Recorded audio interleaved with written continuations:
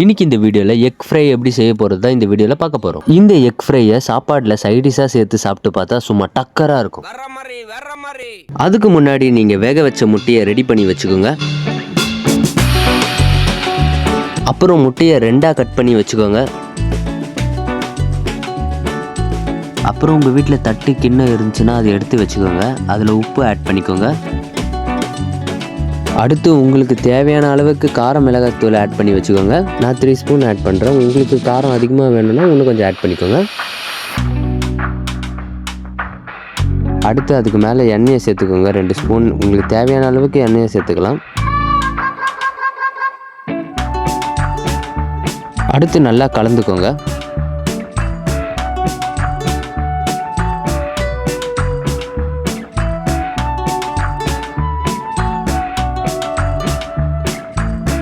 அடுத்து உங்களுக்கு தேவையான அளவுக்கு தண்ணி கொஞ்சம் ஆட் பண்ணி வச்சுக்கோங்க. கொஞ்சம் ஆட் பண்ணுங்கள், கொஞ்சம் அதிகமாக ஆட் பண்ணிடாதீங்க. ரொம்ப தண்ணி ஆக்கிடாதீங்க, கொஞ்சம் கொல கொல இருந்தாலும் ஓகே.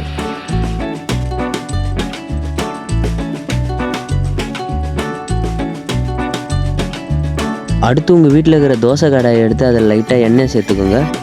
நீங்கள் ரெடி பண்ண மசாலாவில் முட்டையை டிப் பண்ணி தோசை கடாயில் போட்டு வறுத்துருங்க.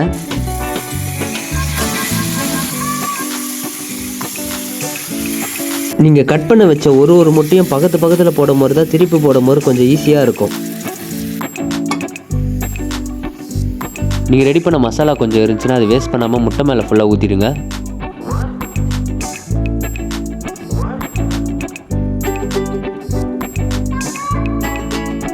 அப்புறம் முட்டை மேலே கொஞ்சம் எண்ணெயை ஊற்றிக்கோங்க.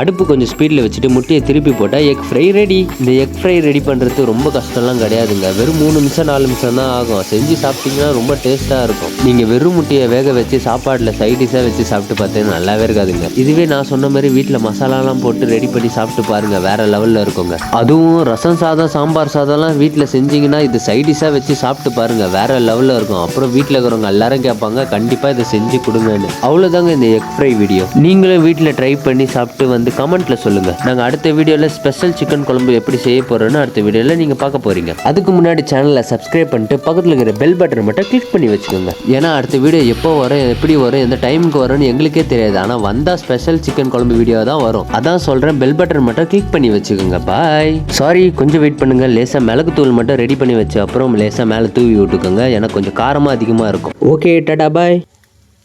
முட்டை தான் முட்டை அருமையாக இருக்கு, வேற லெவல்.